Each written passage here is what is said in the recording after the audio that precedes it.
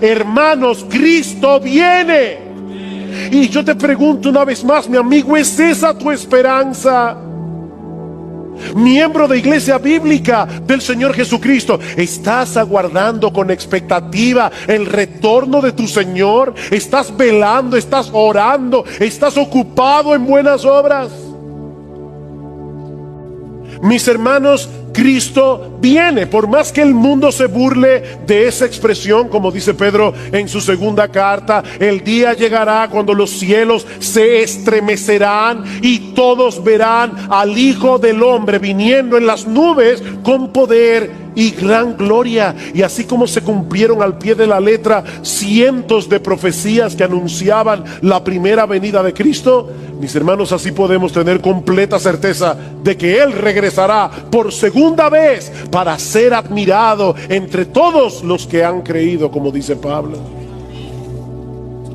Mis hermanos, esa es nuestra esperanza. Esa es nuestra esperanza, que algún día estaremos físicamente con nuestro Señor y Salvador para no separarnos de Él nunca más. Mis hermanos, nuestra esperanza no es ir al cielo y ver las puertas de perlas y caminar por la calle de oro. No, mis hermanos, nuestra esperanza es estar con Jesús, que en este momento está en el cielo. Hablando de los creyentes en Tesalónica, Pablo les dice que ellos se habían convertido de los ídolos a Dios. ¿Para qué? Para servir al Dios vivo y verdadero y esperar de los cielos a su Hijo. ¿Tú escuchaste eso? La verdadera conversión consiste en dos cosas.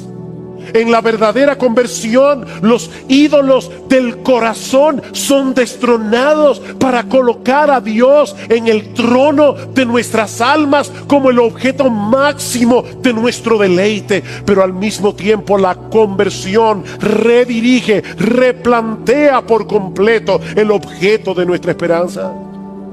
Nosotros nos convertimos para esperar de los cielos a su Hijo. Para eso nos convertimos, para tener esa esperanza. Todos los seres humanos viven por una esperanza. Eso es lo que los motiva a levantarse por la mañana. Eso es lo que los lleva a hacer todo lo que hacen cada día. Bueno, mis hermanos, lo que Pablo está diciendo aquí es que uno de los resultados de la salvación es llevarnos a esperar en la segunda venida de Cristo por encima de cualquier esperanza terrenal. Sí, hay muchas cosas legítimas que nosotros podemos esperar en esta vida, pero ninguna de ellas puede competir con esa esperanza. El Señor descenderá del cielo y nosotros nos reuniremos con Él.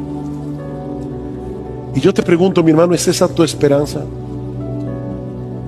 ¿O hay muchas cosas de este mundo que han comenzado a eclipsar tu anhelo por la segunda venida de Cristo?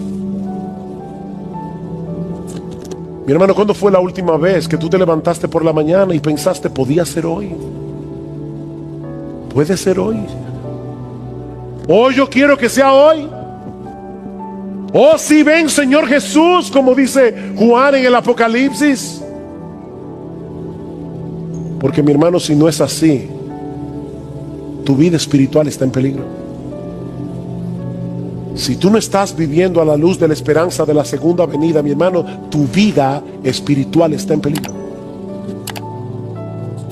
Pablo dice en Tito capítulo 2, me encanta este pasaje, que la gracia de Dios se ha manifestado para salvación a todos los hombres, enseñándonos que renunciando a la impiedad y a los deseos mundanos, vivamos en este siglo sobria, justa y piadosamente. Dice John Piper, hay personas que dicen, es que los cristianos que viven esperando la segunda venida se olvidan de las cosas aquí abajo. No. Esperar la segunda venida nos motiva a estar activos en la iglesia, nos motiva a predicar el evangelio, nos motiva a buscar la gloria de Dios en todo lo que hacemos, aún en nuestras vocaciones terrenales. No, dice Piper, el problema no es que nosotros estemos pensando demasiado en el cielo, es que estamos pensando demasiado en el mundo. Dice que la gracia de Dios nos enseña a renunciar a la impiedad y a los deseos mundanos y vivamos en este siglo sobria, justa y piadosamente, aguardando la esperanza bienaventurada y la manifestación gloriosa de nuestro gran Dios y Salvador Jesucristo. ¿Saben por qué muchas veces los que profesan ser cristianos se ven tan mundanos? Bueno, en muchos casos es porque no son cristianos, pero en otros casos es porque han perdido de vista la segunda venida del Señor, la segunda venida de Cristo. ¿Cómo debería vivir un cristiano que se levanta todos los días de su vida diciendo: Señor, estas próximas 24 horas las voy a vivir como si fuera a encontrarme contigo al final del día? ¿Cómo viviría un cristiano? Mis hermanos, ¿por qué el mundo nos atrae tanto? Porque hemos perdido de vista esa esperanza, la esperanza de estar con nuestro Señor. Eso es lo que motiva al creyente a vivir en santidad. Eso es lo que motiva al creyente a hacer buenas obras. El hecho de aguardar esa esperanza bienaventurada. Algún día estaremos con nuestro Señor y echaremos nuestras coronas a sus pies en eterna gratitud por habernos comprado con su sangre y por habernos atraído hacia Él con cuerdas de amor. ¿Se dieron cuenta cómo dice Pablo en 2 Tesalónica 2:1, la venida de Cristo y nuestra reunión con Él? No es una película fantástica la que estamos... yo quisiera ver cómo los cielos se enrollan como un pergamino. Olvídate de eso. No es una película fantástica la que estamos... yo quisiera ver cómo los cielos se enrollan como un pergamino. Olvídate de eso. Esas son las cosas que acompañarán la segunda venida, pero eso no es importante. Lo importante es que Cristo viene y nosotros estaremos con Él. Nuestra reunión con Él, dice Pablo, y así estaremos siempre con el Señor. Y añade: alentaos unos a otros con estas palabras. ¿Cuándo fue la última vez, mi hermano, que tú te acercaste a un creyente en aflicción y le dijiste: mi hermano, estoy sufriendo contigo, yo sé lo que tú estás pasando, pero no te olvides, hay una luz al final del túnel porque Cristo viene? Los discípulos conocían muy bien el Antiguo Testamento y sabían que al hablar de su venida en las nubes del cielo, Jesús estaba colocando su gloria a la par con la gloria del Padre. Dice en Éxodo capítulo 19:9 que el Señor le dijo a Moisés en el monte Sinaí: he aquí, vendré a ti en una densa nube. En el Salmo 97 versículo 2 dice que las nubes lo rodean. Estas nubes, mis hermanos, no son naturales. Estas nubes son un despliegue de la gloria de Dios. Hay una presencia especial del Espíritu de Dios en medio de la iglesia. Estamos alabando al Señor y uno casi puede palpar que Cristo realmente está presente en medio de su pueblo. Él le ha prometido estar presente en medio de su pueblo y uno puede alabar al Señor, pero uno lo está contemplando con los ojos de la fe. Ustedes se imaginan, mis hermanos, lo que será aquel día cuando nuestro Señor Jesucristo regrese y nosotros podamos verle cara a cara, cuando nosotros podamos ver su gloria, una gloria que ahora está oculta de nuestros ojos, una gloria que ahora solo podemos contemplar con los ojos de la fe. Pero algún día, mis hermanos, los cielos se abrirán con gran estruendo y nuestro Señor Jesucristo regresará del cielo con poder y gran gloria en las nubes del cielo. Y nosotros le veremos. Y nosotros le veremos. ¿Cómo no debería eso llenar nuestras mentes y corazones? Y en ese momento, su iglesia será reunida a su Señor para regresar junto a Él y quedar junto a Él por los siglos de los siglos. Y eso nos lleva a nuestro último y más controversial encabezado, la reunión del pueblo de Dios en su segunda venida. Versículo 27. Y entonces enviará a los ángeles y reunirá a sus escogidos de los cuatro vientos, desde el extremo de la tierra hasta el extremo del cielo. A través de toda la historia de la iglesia, yo quiero recalcar eso, a través de toda la historia de la iglesia hasta el siglo XIX, los creyentes habían creído prácticamente en unanimidad que el Señor Jesucristo habría de regresar una sola vez a la tierra, y que en ese momento la iglesia sería arrebatada para encontrarse con su Señor. Repito, esa había sido la creencia de la iglesia a través de toda su historia.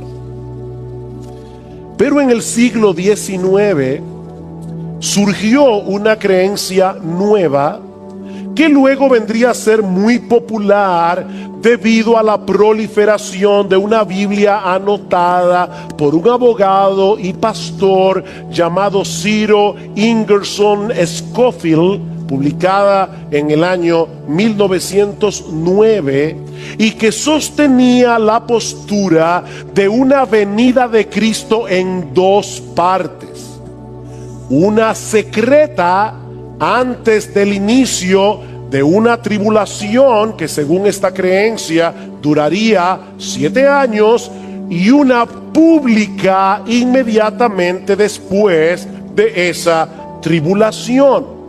En esa primera parte de la segunda venida, la parte secreta, la iglesia sería arrebatada para no pasar por la gran tribulación, mientras que en la segunda etapa de la segunda venida habría de ocurrir todo lo que hemos estudiado hoy en el discurso del Monte de los Olivos. Según esta posición teológica, conocida como rapto pretribulacional, los elegidos de los que se habla en el versículo 27 son los judíos que supuestamente se van a convertir durante ese periodo de tribulación. Esta creencia ha venido a ser tan popular que incluso ya se han filmado varias películas con este tema. Hollywood siempre trata de sacarle partido a las cosas sensacionalistas. Una de esas películas se filmó en el año 2015, titulada Dejados Atrás, protagonizada nada más y nada menos que por Nicolas Cage, un actor de Hollywood sumamente conocido.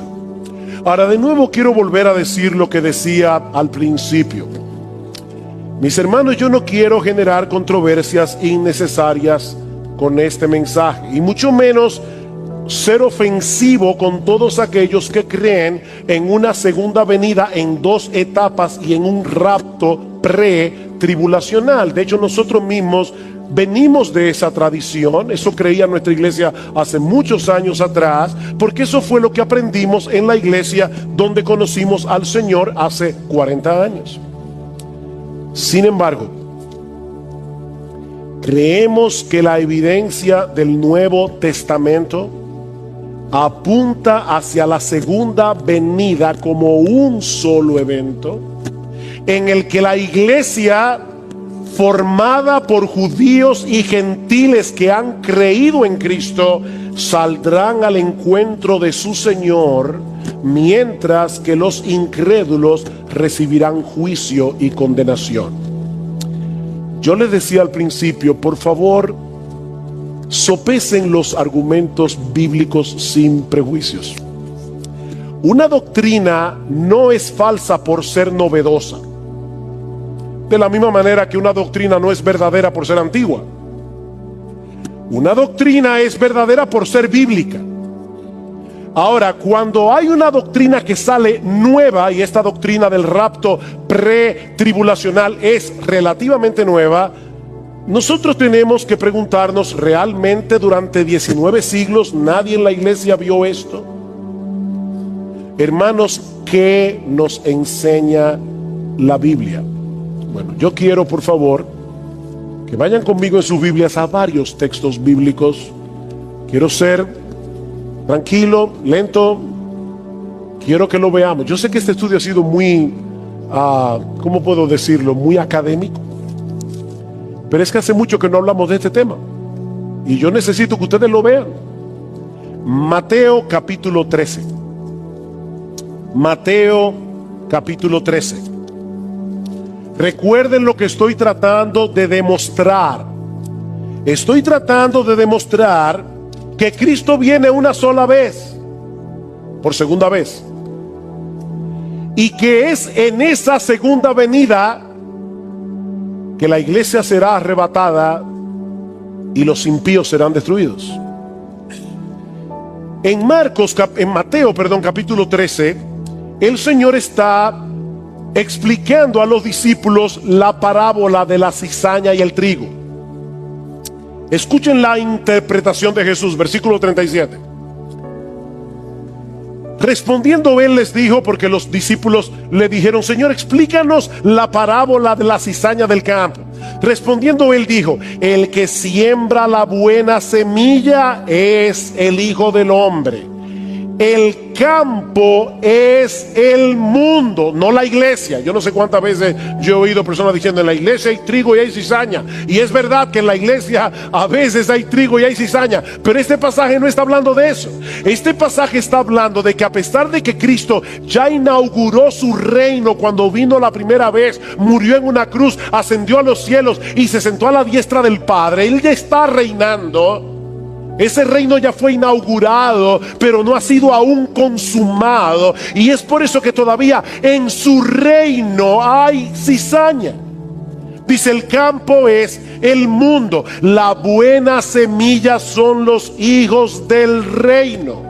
Las cizañas son los hijos del maligno.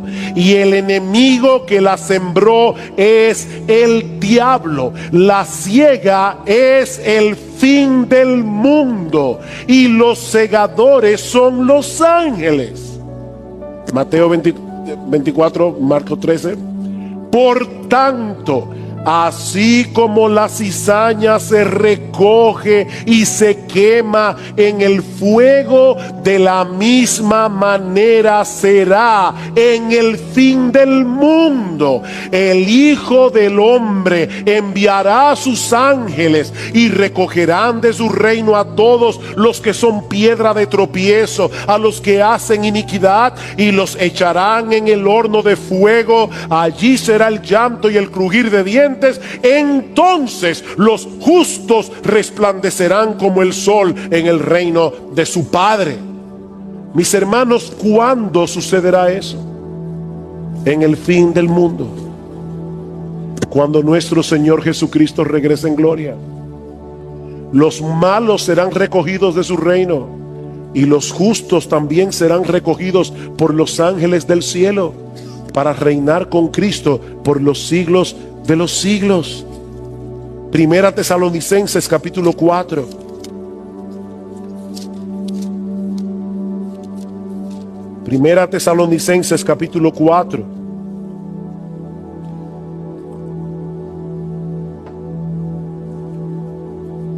Alguien publicó un video por ahí diciendo que yo no creía en el arrebatamiento, y hasta hereje me llamaron.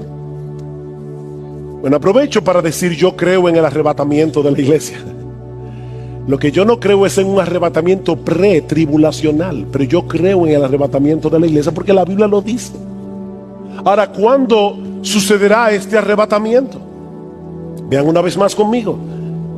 Primera Tesalonicenses 4:13, pero no queremos, hermanos, que ignoréis acerca de los que duermen, para que no os entristezcáis como lo hacen los demás que no tienen esperanza. Porque si creemos que Jesús murió y resucitó, así también Dios traerá con él a los que durmieron en Jesús. Por lo cual os decimos esto por la palabra del Señor, que nosotros, los que estemos vivos y que permanezcamos hasta la venida del Señor, no precederemos a los que durmieron. Pues el Señor mismo descenderá del cielo con voz de mando, con voz de arcángel y con la trompeta de Dios, y los muertos en Cristo se levantarán primero. Entonces nosotros, los que estemos vivos y que permanezcamos, seremos arrebatados juntamente con ellos en las nubes al encuentro del Señor en el aire, y así estaremos con el Señor siempre, no en el aire, sino con el Señor. Por tanto, confortaos unos a otros con estas palabras. Sí, yo sé que ya se acabó el capítulo 4, pero recuerden que la Biblia no se escribió en capítulos, así que sigamos leyendo. Ahora bien, hermanos, con respecto a los tiempos y a las épocas de cuando eso va a ocurrir, no tenéis necesidad de que os escriba nada, pues vosotros mismos sabéis perfectamente que el día del Señor vendrá como un ladrón en la noche. ¿Recuerdan el día del Señor del que habló Pedro? El día del Señor vendrá como un ladrón en la noche, que cuando estén diciendo paz y seguridad, entonces la destrucción vendrá sobre ellos repentinamente, como dolores de parto a una mujer que está encinta, y no escaparán. Mis hermanos, cuando yo leo este texto en su contexto, yo no veo una venida pretribulacional 7 años en secreto y luego una venida pública 7 años más tarde en la que los malos serán destruidos. Pablo está hablando aquí de un día del Señor en el que Cristo viene, los muertos resucitan, los creyentes son arrebatados y los impíos son destruidos. Segunda Tesalónica, capítulo 1. Para mí es importante, hermano, que ustedes lo vean, así que yo me voy a tomar mi tiempo. Segunda Tesalonicenses capítulo 1, versículo 6. Porque después de todo es justo delante de Dios retribuir con aflicción a los que os afligen, y daros alivio a vosotros que sois afligidos, y también a nosotros cuando el Señor Jesús sea revelado desde el cielo con sus poderosos ángeles en llama de fuego. ¿Ven ustedes, hermanos? Jesús viene y dice Pablo, Él le dará alivio a los creyentes y los impíos serán destruidos. Versículo 8.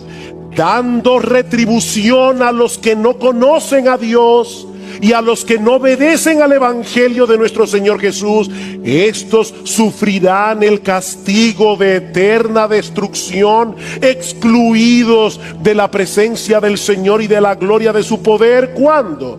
Cuando Él venga para ser glorificado en sus santos en aquel día, y para ser admirado entre todos los que han creído.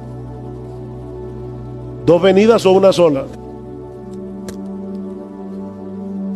Dice, el día que el Señor venga, los impíos serán destruidos y Él será admirado por sus santos, aquellos que han creído. Pero no se detiene allí, capítulo 2. Pero con respecto a la venida de nuestro Señor Jesucristo y a nuestra reunión con Él, de paso el verbo, la palabra que se usa allí, reunión, tiene la misma raíz que la que usa Cristo en Marcos 13, cuando dice que los ángeles reunirán a sus escogidos. Se está hablando aquí del arrebatamiento.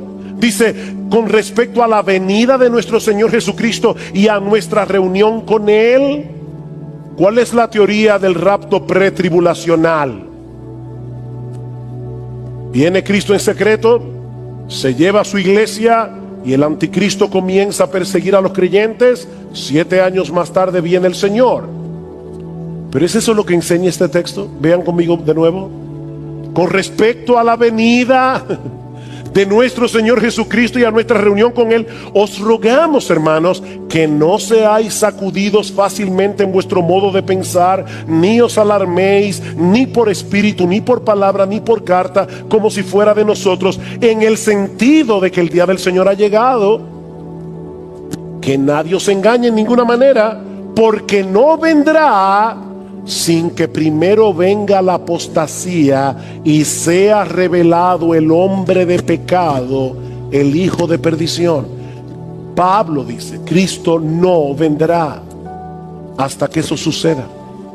Y dice en el versículo 8, y entonces será revelado ese inicuo, a quien el Señor matará con el espíritu de su boca y destruirá con el resplandor de su venida. Vuelvo y repito, mis hermanos, no quiero ofender a los que han creído y creen en una venida de Cristo en dos etapas y en un rapto pretribulacional, pero mis hermanos, lo que yo veo en la Biblia, en el Nuevo Testamento, es que Cristo viene una sola vez. Es que Cristo viene una sola vez.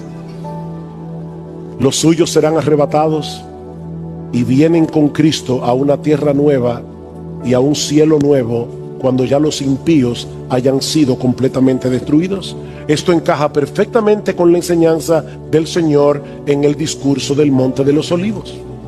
Cuando nuestro Señor y Salvador regrese en gloria, Él enviará a sus ángeles para que recoja su trigo en el granero y la paja sea quemada en un fuego que nunca se apagará. Ahora, yo no quisiera, mis hermanos, que la parte controversial de este mensaje desvíe nuestra atención del hecho de que estamos a la espera del regreso de nuestro bendito Señor y Salvador. Si Cristo resucitó, nosotros resucitaremos también. Hermanos, ¿cuál es el gran capítulo del Nuevo Testamento con respecto a la doctrina de la resurrección? Bueno, yo espero que todos ustedes hayan pensado en 1 Corintios 15. Este es el gran capítulo del Nuevo Testamento. Pablo presenta allí una serie de pruebas de que Jesús resucitó, incluyendo el hecho de que se le apareció al mismo Pablo cuando iba camino a Damasco para seguir persiguiendo a cristianos. El Cristo resucitado transformó al perseguidor Pablo en el apóstol Pablo. Cristo resucitó. Ahora, el gran argumento de Pablo en este capítulo, 1 Corintios 15, es que la resurrección de Cristo garantiza la nuestra. Y Pablo dice básicamente, si Cristo no resucitó, el evangelio es una tontería. Si Cristo no resucitó, el evangelio es inútil. Si Cristo no resucitó, el evangelio no es más que un cuento extravagante, como dijo alguien una vez. Mas ahora Cristo ha resucitado de los muertos, primicias de los que durmieron es hecho. ¿Cómo así? Bueno, las primicias son los primeros frutos de una cosecha. De manera que lo que Pablo está diciendo aquí es que la resurrección de Cristo es como los primeros frutos que anuncian una gran cosecha de resucitados. Eso es lo que está diciendo. Su resurrección garantiza la nuestra. ¿Por qué? Porque nosotros estamos unidos a Él. Recuerden, hermanos, los que durmieron en Jesús, los que murieron en Cristo, nosotros estamos unidos a Él como el cuerpo está unido de la cabeza. Yo siempre le digo a la gente, apúntame eso ahí, porque mira, yo me olvido de muchas cosas. No me olvido de la cabeza porque la tengo pegada del cuerpo. Eso le dice a una señora en una tienda. Pero ¿saben qué? Esa es una verdad, es una gloriosa verdad. Porque si la cabeza resucitó, el cuerpo tiene que resucitar también. Estamos unidos a Cristo. Así que dice Pablo, los que estemos vivos, los muertos resucitarán. Y los que estemos vivos cuando el Señor regrese, no tendremos ventaja sobre los que se han ido. Recuerden cuál era el problema de los tesalonicenses. ¿Qué pasó con esos que murieron? ¿Cómo van a participar de la segunda venida? Y Pablo está diciendo, no. Nosotros, los que estemos vivos cuando llegue el Señor, no vamos a tener ventaja sobre los que ya partieron. Versículo 15: por lo cual os decimos esto por la palabra del Señor, que nosotros, los que estemos vivos y que permanezcamos hasta la venida del Señor, no precederemos a los que durmieron. No tenemos ventaja. Sus almas regresarán con Jesús y se unirán a sus cuerpos glorificados, como dice en el versículo 16. Así que los que ya murieron no serán excluidos de esa fiesta. Ellos no serán excluidos de esa gran celebración, sino que tendrán un lugar de honor en esa procesión que saldrá al encuentro del Señor. Es interesante notar que Pablo veía como una posibilidad el hecho de que él estuviera vivo. ¿Se dieron cuenta? Cuando sucediera ese evento, porque él dice, por lo cual os decimos esto por la palabra del Señor, que nosotros, los que estemos vivos y que permanezcamos. Y luego en el versículo 17, entonces nosotros, los que estemos vivos y que permanezcamos. ¿Se equivocó Pablo? No. Pablo sabía muy bien que nadie sabe cuál es el día de la venida de Cristo. Y lo sabía porque el mismo Jesús lo dijo en Mateo capítulo 24 versículo 36. Cristo dice, nadie conoce el día y la hora de su venida, ni siquiera los ángeles, sino mi Padre. Y lo mismo va a decir Pablo en el capítulo 5, ahí mismo dice, ahora hermanos, con respecto a los tiempos y a las épocas, no tenéis necesidad de que os escriba nada, pues vosotros mismos sabéis perfectamente que el día del Señor vendrá así como un ladrón en la noche. Yo quiero saber si alguien aquí ha sido robado y ha recibido de anticipo una nota del ladrón para decirle, esta noche te visito. No, el ladrón llega sin avisar. Y lo que Pablo está diciendo, así será la venida del Señor. Así que Pablo no está diciendo, yo estoy completamente seguro que el día que Cristo vuelva yo voy a estar aquí vivo. No, de ninguna manera. Lo que Pablo está planteando aquí, en su ignorancia del tiempo y la hora, porque él no lo sabe tampoco, es la posibilidad sin garantía de que él estuviera aquí. Y él está diciendo, bueno, los que estemos aquí, si es que yo estoy aquí. Y lo sabemos porque en otros textos, como 2 Corintios capítulo 4 versículo 14, Pablo dice que los cristianos sabemos que aquel que resucitó al Señor Jesús, a nosotros también nos resucitará. Ahora Pablo se está incluyendo entre los que van a estar muertos cuando llegue el Señor y que van a ser resucitados. Así que él no sabía con certeza si Cristo habría de regresar durante su vida. De hecho, Pablo sabía que algunas cosas tienen que suceder antes de la segunda venida de Cristo. Hermanos, déjenme hacerles una pregunta, porque es muy popular que la gente diga, Cristo puede venir en cualquier momento. ¿De verdad? Como la Biblia dice que viene como ladrón en la noche, eso no quiere decir en cualquier momento. Eso quiere decir que tú y yo no sabemos cuándo es. No quiero ser irreverente, pero Cristo pudiera venir en los próximos 15 segundos o en los próximos 10 o en los próximos 5, porque Pablo sabía que no.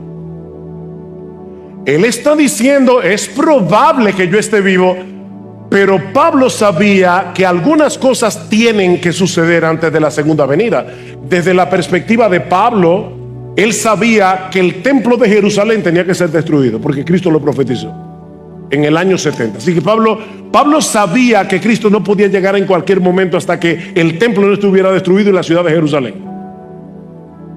En el capítulo 2 de Segunda a Tesalonicenses, Pablo dice: no se dejen inquietar por aquellos que están diciendo que ya Cristo vino y que llegó el rapto de la iglesia, el arrebatamiento de la iglesia, porque eso no sucederá sin que antes venga el anticristo en el contexto de una gran apostasía religiosa. Así que Pablo sabía que algunas cosas tenían que suceder antes de la segunda venida.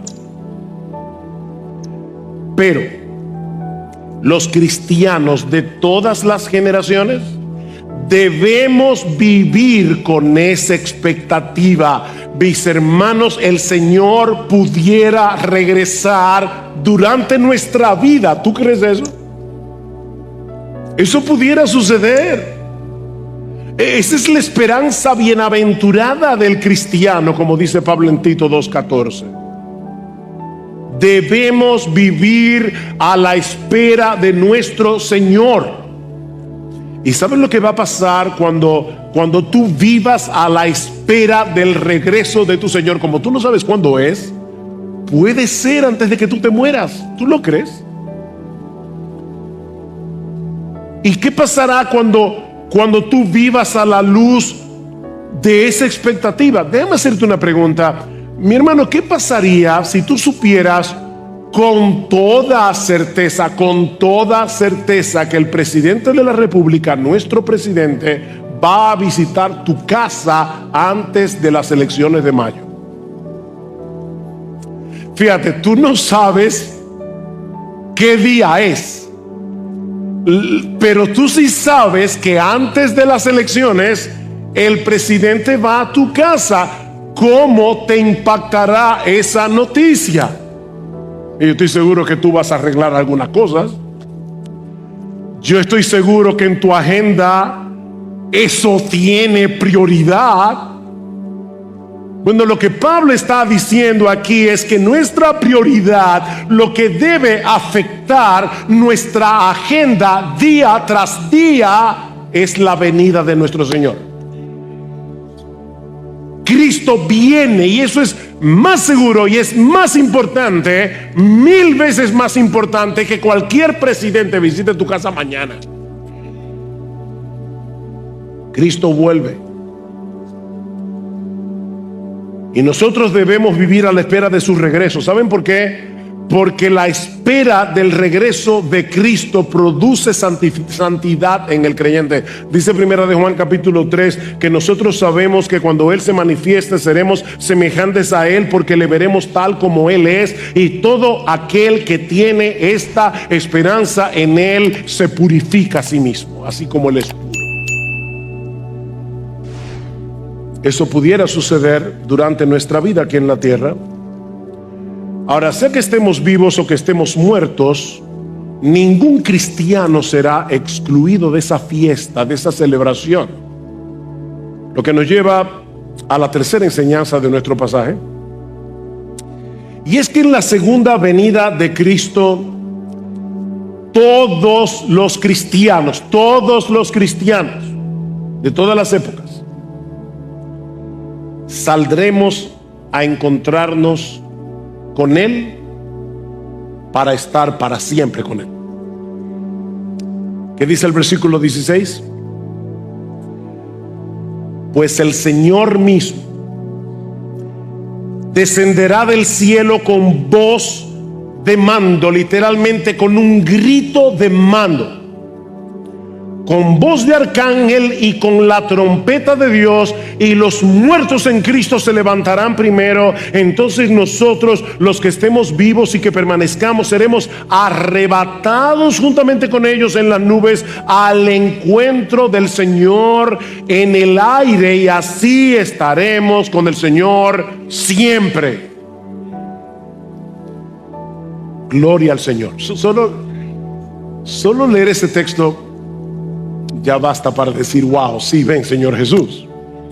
Ahora, ¿notaron, hermanos, que Pablo no está hablando aquí de un evento silencioso? Que Pablo no está hablando aquí de un regreso secreto del Señor, a escondidas. No, su regreso en gloria será bien ruidoso. Eso es lo que Pablo está diciendo aquí. Su regreso en gloria será muy ruidoso. Es como cuando Dios descendió en el Sinaí, ¿recuerdan? Para darle la ley al pueblo y para hacer un pacto con el pueblo de Israel. Dice en Éxodo 19 que vinieron truenos y relámpagos y una espesa nube sobre el monte que se estremecía y humeaba mientras escuchaba un sonido de bocina, trompeta, que iba aumentando en extremo. Y luego dice Moisés en Éxodo 19 que cuando Dios habló con voz tronante. ¿Ven cómo se parece a lo que dice Pablo aquí? Pues el Señor mismo descenderá del cielo con voz o con un grito de mando. Pablo no dice de quién es esa voz, simplemente dice con voz de mando. Pero el contexto da a entender que se trata de la voz del mismo Cristo, no solo anunciando que la hora final ha llegado, sino también llamando a los suyos a salir de sus tumbas. Esa voz que resucitó a Lázaro, ¿recuerdan? Retumbará otra vez desde el cielo. Lázaro, ven fuera. Y Lázaro, estando muerto, oyó su voz y salió de la tumba. Bueno, ¿sabes qué? Yo no voy a comenzar a nombrar los nombres de los miembros de esta iglesia porque va a ser un problema. Pero Cristo con voz de mando, si tú estás muerto, tú vas a escuchar su voz diciendo: sal, sal. No os maravilléis de esto, dice el Señor en Juan 5:28, porque vendrá hora cuando todos los que están en los sepulcros oirán su voz. Cristo vuelve con voz de mando. Pero Pablo dice también que será con voz de arcángel.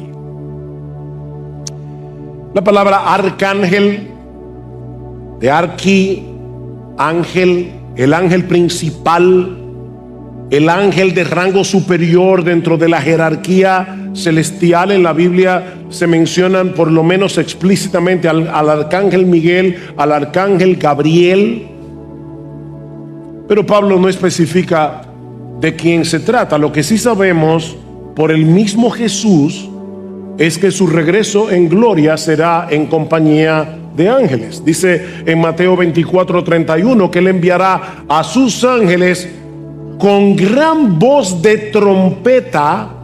Aquí está el tercer elemento que Pablo menciona en el texto. Y juntará a sus escogidos de los cuatro vientos, desde un extremo del cielo hasta el otro. ¿Cuál es el tercer elemento que Pablo menciona? Voz de trompeta. Y en varios textos del Antiguo Testamento se dice que las trompetas anuncian la llegada del día del Señor, cuando Dios interviene para reunir a su pueblo y para salvarlos de sus enemigos. Pablo va a mencionar de nuevo este sonido de trompeta en 1 Corintios capítulo 15, en el contexto de la resurrección de los muertos y de la transformación de aquellos que estén vivos en la venida del Señor. He aquí os digo un misterio: no todos dormiremos, pero todos seremos transformados en un momento, en un abrir y cerrar de ojos, a la final trompeta, porque se tocará la trompeta y los muertos serán resucitados incorruptibles y nosotros seremos transformados. En lo que tú pestañeas es la idea. Cuando Cristo regrese en gloria, los que murieron en él serán resucitados, los creyentes que estén vivos serán transformados y todos juntos seremos arrebatados para salir al encuentro del Señor. Versículo 17. entonces nosotros, los que estemos vivos y que permanezcamos, seremos arrebatados juntamente con ellos en las nubes al encuentro del Señor en el aire, y así estaremos con el Señor siempre. No deja de ser sorprendente la sencillez de esta descripción, porque, mis hermanos, este es el texto del Nuevo Testamento que nos provee más detalles acerca del arrebatamiento o el rapto de la iglesia. O sea, todo lo que nosotros necesitamos saber acerca de este evento está ahí. Qué sencillez. Cristo dice en Mateo 24:40 que cuando Él regrese, algunos serán tomados y otros serán dejados. Pero es en este pasaje de Primera Tesalonicenses donde se describe cómo va a ser ese proceso.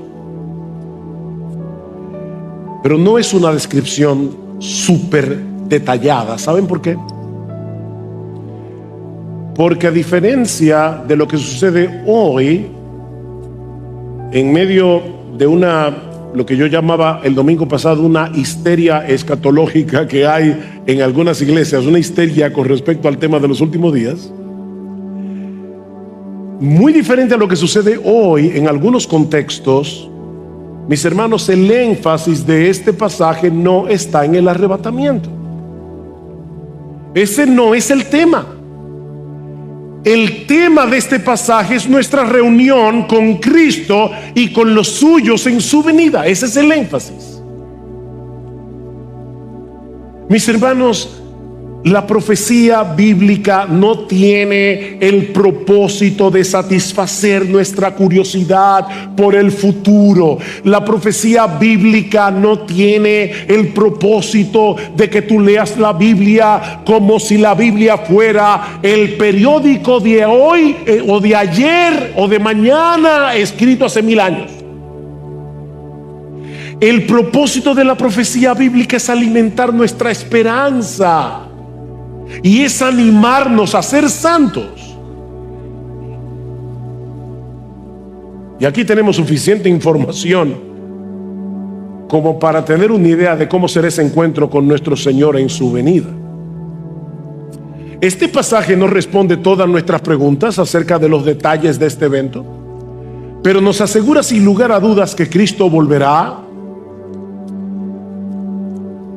y que nosotros nos reuniremos con Él. La segunda venida de Cristo ocupa un lugar preponderante en las Escrituras.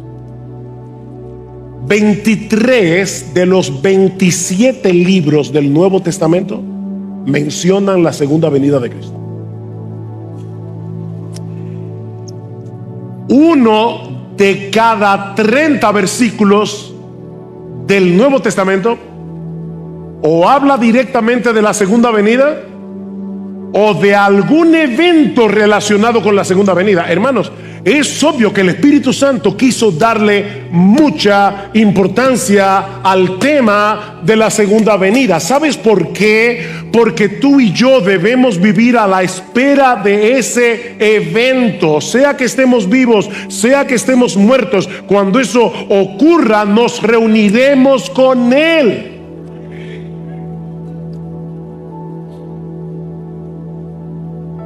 Los muertos serán resucitados, los vivos serán arrebatados.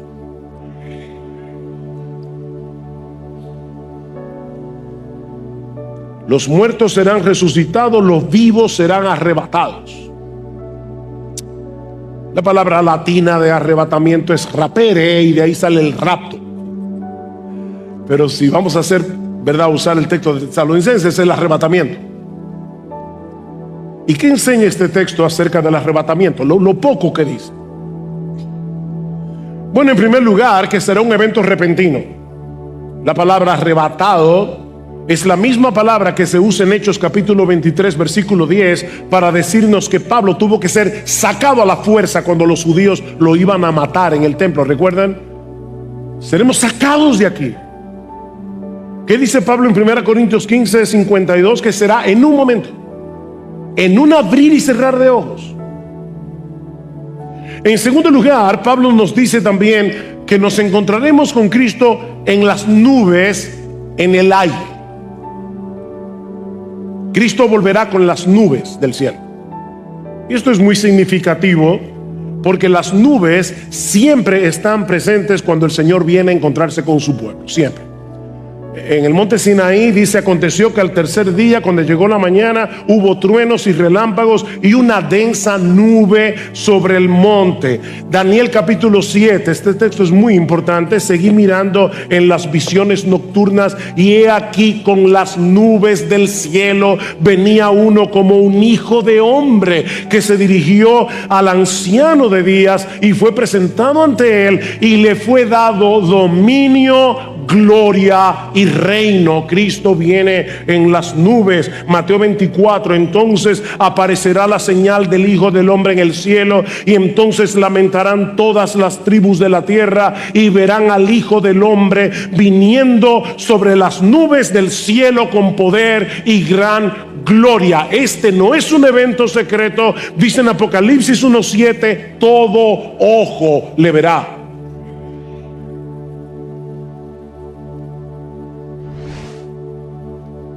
En Hechos 1, 9 al 11, cuando Jesús asciende a los cielos delante de los azorados discípulos, Lucas dice que a Cristo le recibió una nube que le ocultó de sus ojos. Y en ese momento aparecen dos ángeles que le dicen a los discípulos: varones galileos, ¿por qué estáis mirando al cielo?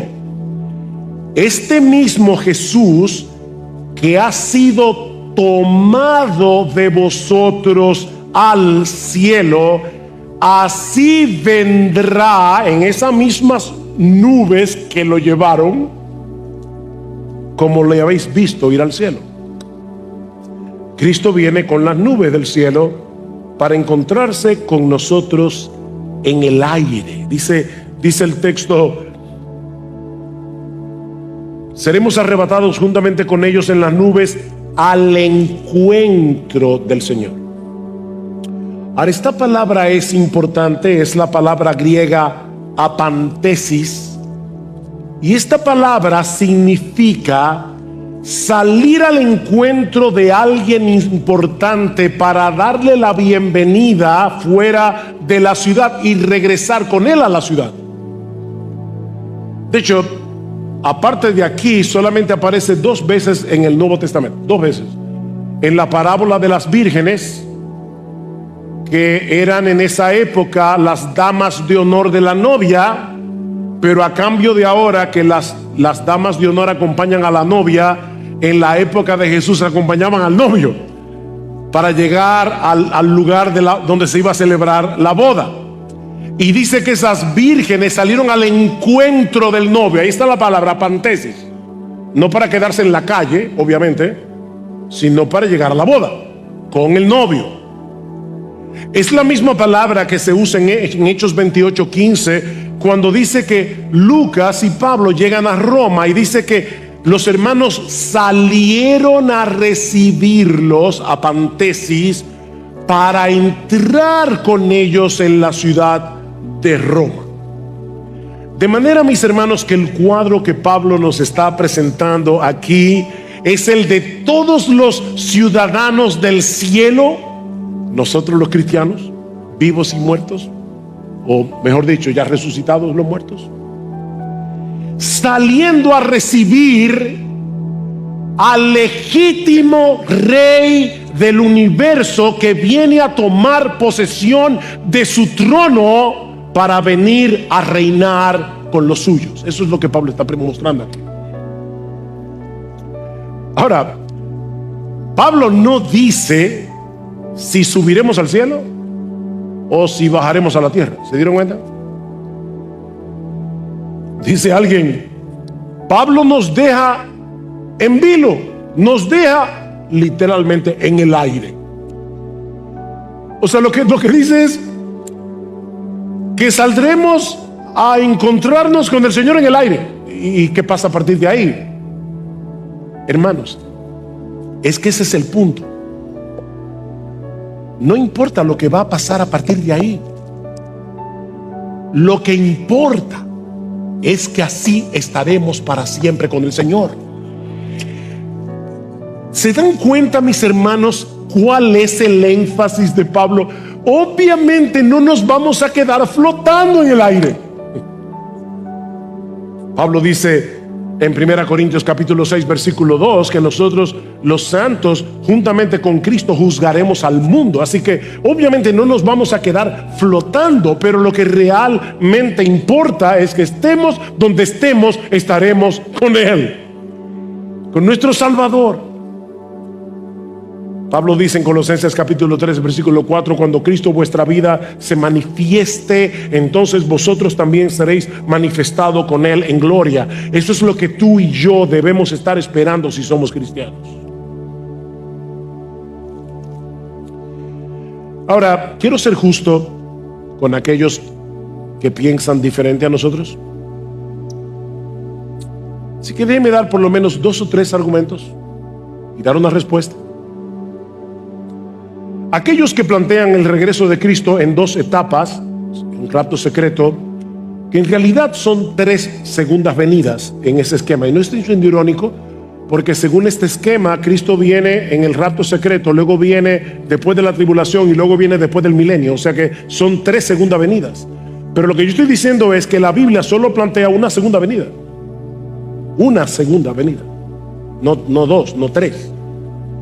Pero los que creen en este esquema nos dicen que Pablo no puede estar hablando aquí de la segunda venida de Cristo en gloria para llegar a la tierra, porque aquí no se dice nada de lo que sucederá con los incrédulos.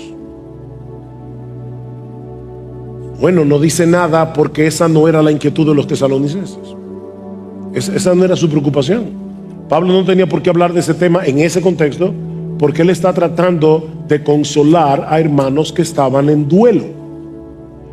De todos modos, Pablo sí habla de este tema en el capítulo siguiente.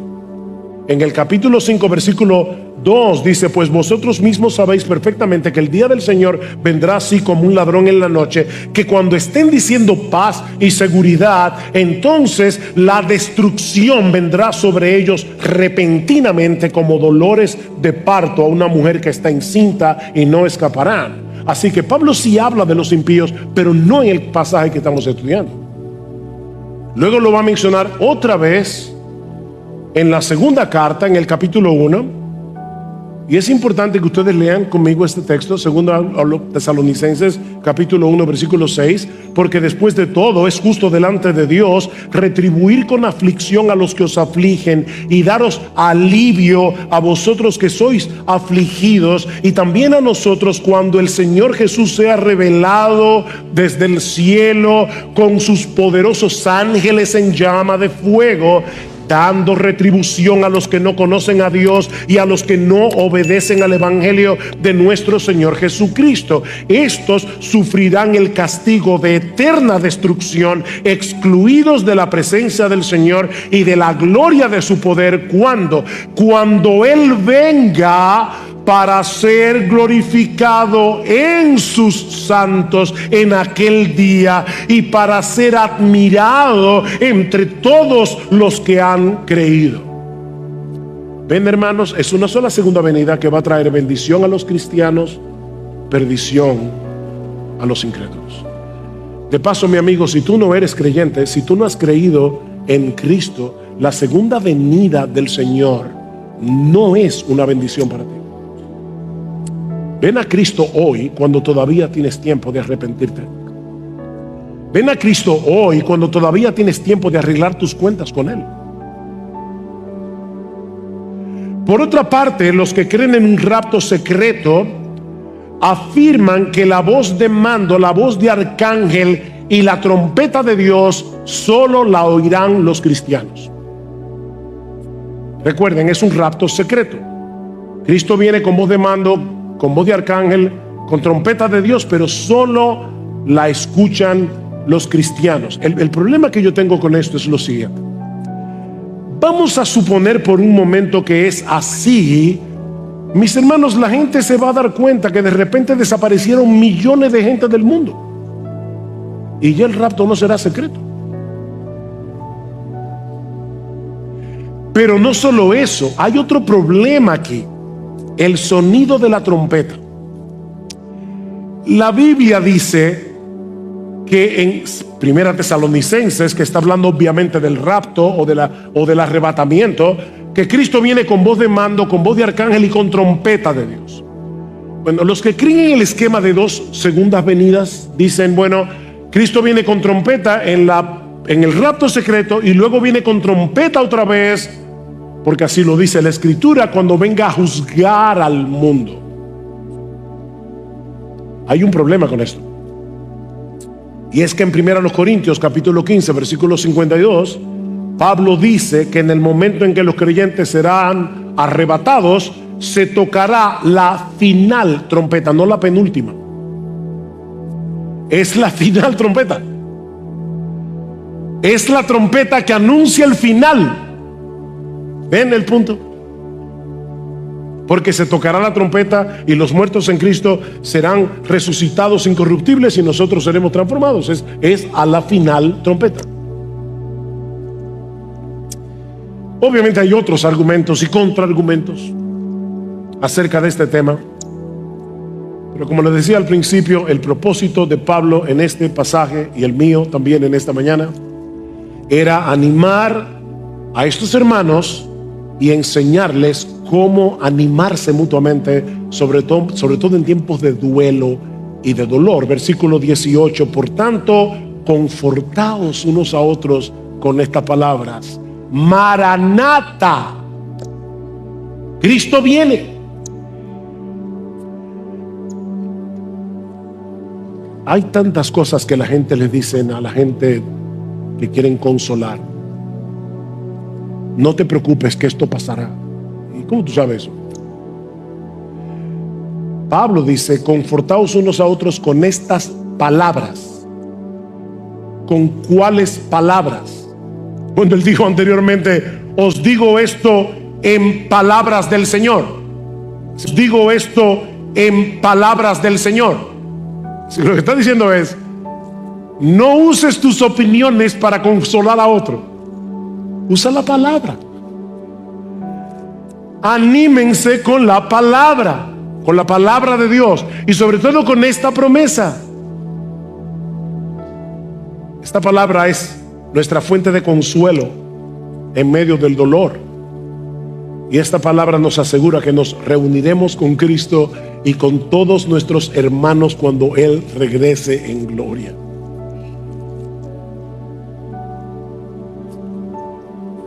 Y eso nos hace ver que este pasaje está conectado con el anterior que vimos el domingo pasado, acerca del amor.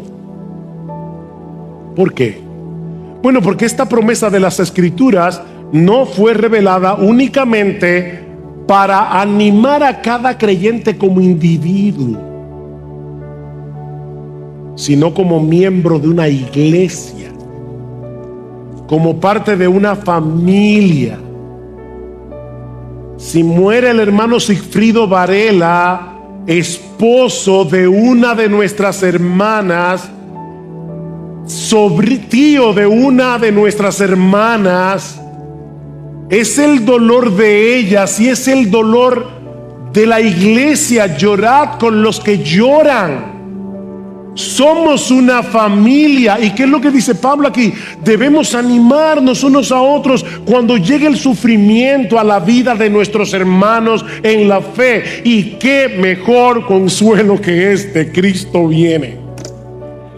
Cristo viene. Y todos los que hemos creído en Él saldremos a encontrarnos en una procesión impresionante para no separarnos nunca más, ni de Él ni de aquellos amados hermanos y familiares que ya partieron con Jesús y que nos están esperando allá arriba. Y ahora yo te pregunto, mi hermano, ¿esa es tu esperanza? Esa es tu esperanza. O sea, tú dirás, claro, es la esperanza de todo cristiano, pero intencionalmente tú vives a la espera del regreso de tu Señor. Recuerda que esa esperanza purifica al cristiano. El que tiene esta esperanza en él se purifica a sí mismo. Esta esperanza nos provee un consuelo real y verdadero en medio del dolor, en medio de la aflicción. Querido hermano, es tu anhelo y oración. Sí, ven Señor Jesús. ¿Es este tema algo cotidiano en tus conversaciones con otros hermanos? De hecho, Pablo termina el capítulo, la otra sección que está conectada con esta, en el versículo 11 del capítulo 5, dice: por tanto, alentaos los unos a los otros y edificaos el uno al otro, tal como lo estáis haciendo. Pablo dice: esto no es para ti solo, no es para que tú digas: wow, sí Señor, qué bueno que yo me voy de aquí. Esta es nuestra esperanza.